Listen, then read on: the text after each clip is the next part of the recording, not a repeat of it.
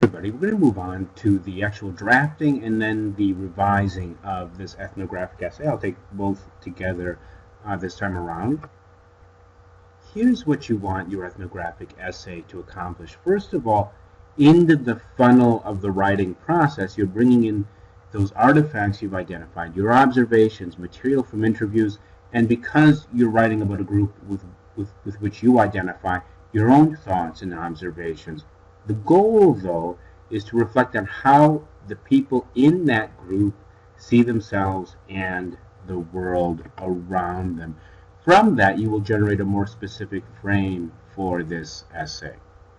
Once you've got the sketch together, we wrapped the last presentation with the writing of this sketch, here's what I want you to reflect on.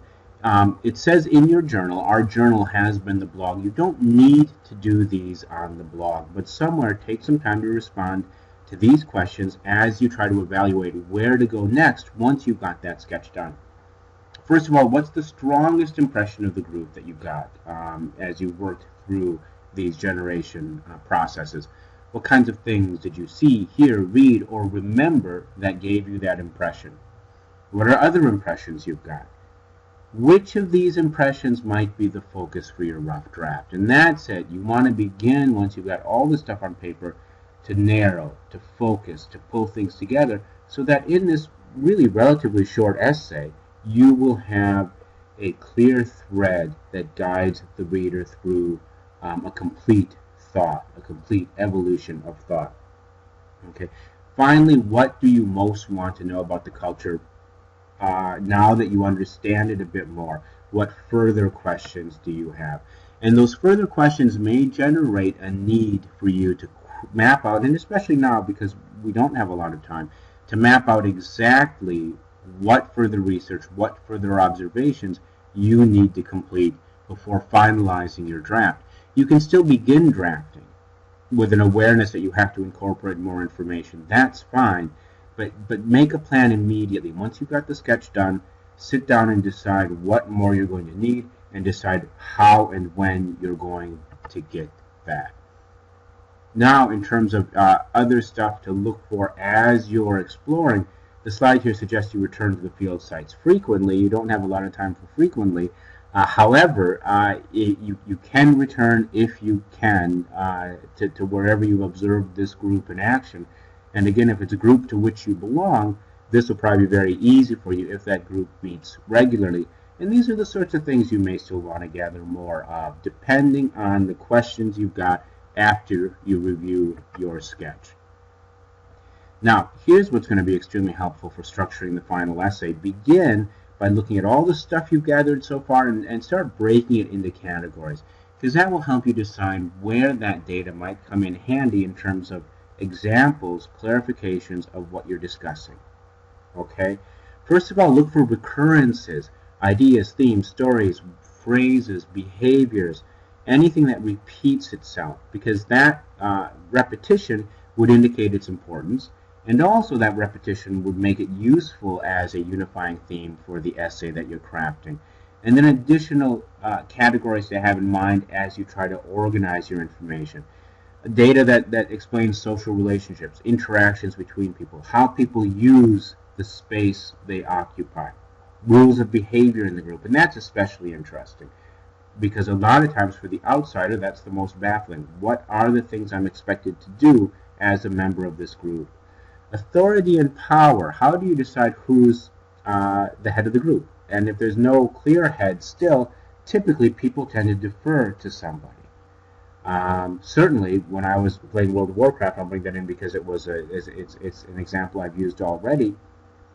Players who are very good, players who have a lot of great gear, players who once the achievement mechanism was introduced to the game, who have a lot of achievements. These sorts of things generate status in the group. Those players do tend to get deferred to. They tend to be the guild leaders. They tend to be the raid leaders and things like that. Beliefs of the group, rituals and customs of the group, language and expressions. And in language, you can think in terms of slang, things that mean something to this group that may not mean the same thing outside. It doesn't have to be an actual different language. And then the history of the group, and that can be really interesting, and that can be a useful place to begin your own secondary research, looking online, looking in the library, because a lot of times you can belong to a group and not really know how it came about.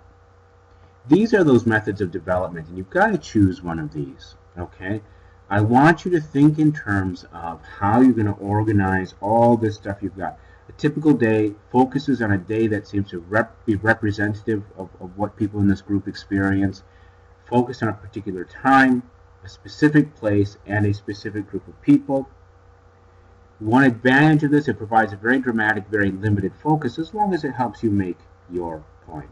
A collage is sort of a series of key, important, significant snapshots of how this group interacts. Okay, you can use headings in the essay to indicate why each scene is important. This, I think, would probably be one of the toughest to do well, just because you don't want to just have a list of scenes. The connections between them still have to be clear to readers. It can work brilliantly. If you want to do it, go for it, but be conscious of that. You have to make sure you're still bringing things together for readers. Narrative of thought shows how your understanding of the culture has changed from beginning to end.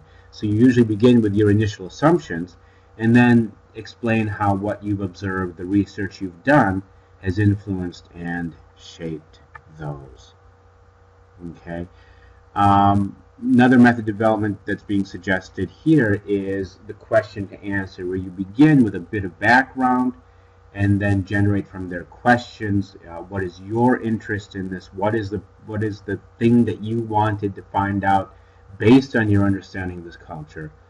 Explain the methods you're going to use to gain an answer, to generate an answer to that question, and then hopefully at the end offer a theory, a potential answer to the question. In the real world, you don't always solve or answer every question conclusively, but based on what you've been able to gather, do you have any theories? What you want to do here, this is showing how you're going to connect your evidence up to what you're writing. As you make assertions, draw conclusions, illustrate things about the subculture, this is where the data you've gathered, the photos, interviews, artifacts, whatever you pulled in your notes, your reflections, your research, that's going to be connected to supporting those assertions. In other words, you can't just dump data in and then make a list of assertions. You always, when you're using research, gathering evidence, it's always put to work supporting your main goal, the main idea of the essay. In this case, it's that exploration of that group. When we get to the workshop, I'll direct you to the questions that are in your text on the essay. But as you're writing and preparing for workshopping as well, it's worth thinking about these, having these in mind. In terms of purpose, is it clear that you have got a clear focus, and is it clear what that focus is for your essay? Okay, and again, these are questions you'll be asking of each other as you start generating those workshop responses, but ask these of yourself too. If somebody has assumptions about the culture you're writing about, would they walk away from your essay with those assumptions done away with, clarified? Has it changed those assumptions, or will it have changed those assumptions? Okay.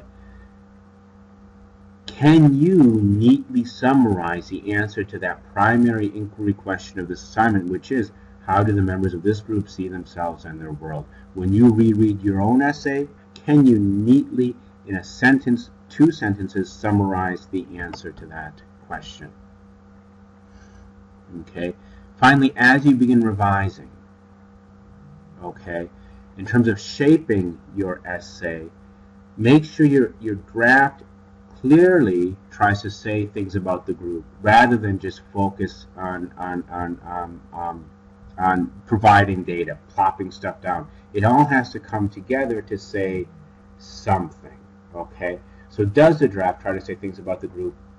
In other words, just throw things out there rather than focus on something clear, okay? If you have gaps in your research, and the question here is if your time for field work was limited, regardless, have you made sure that any questions that are raised in your research are raised in your essay are answered by something? If not, additional research will probably be needed. Okay. Again, suggestions as you revise, as you're shaping this essay, these are things you want to make sure to come across clearly. The shaping of it. The organization, the flow of the essay should make clear, it be informed by and support your purpose, the frame of the essay, and what you say with the essay. Okay. Make sure the theme and the response to the inquiry question are clear. If they're not clear as you revise, make sure that comes together.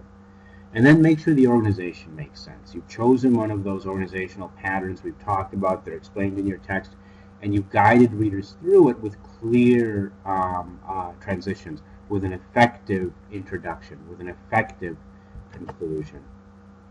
Okay.